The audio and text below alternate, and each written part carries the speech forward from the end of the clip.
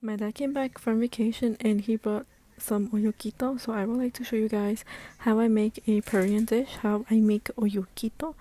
I'm pretty sure somewhere around the world it has a different name and you guys can make it in so many different ways, but I'm gonna just show you how I make it. This is how it looks all the way at the end. We always eat it with rice, and first I start by frying my chicken in extra virgin olive oil, and I put a good amount of Himalayan pink salt because it contains 80 plus minerals.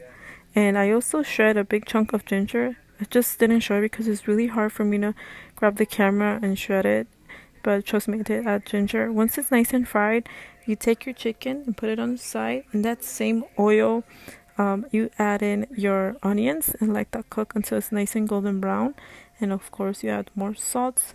And once it's nice and golden brown, you add in your garlic and let that cook. Make sure it doesn't burn, so you're constantly mixing it.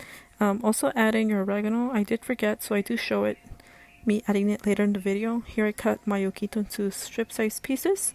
This is Ajin peruano, so it's literally Ajin peruano. It's a whole different types of ajins, but it's Ajin peruano. And this is Ajin that my dad brought me from Peru. He brought me a whole kilo. And I do recommend you guys to put a glove so your hands don't burn afterwards. My hands were burning for a while.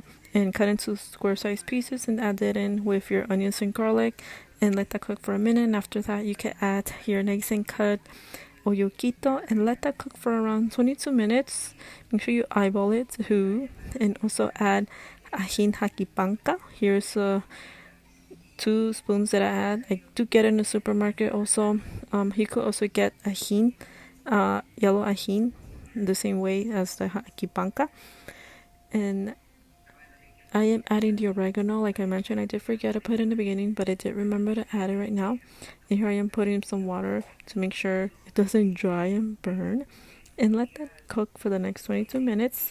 And of course, add more salt because it just gives it more flavor.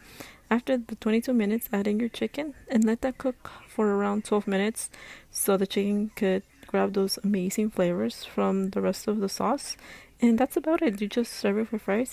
In my opinion, it tastes very great.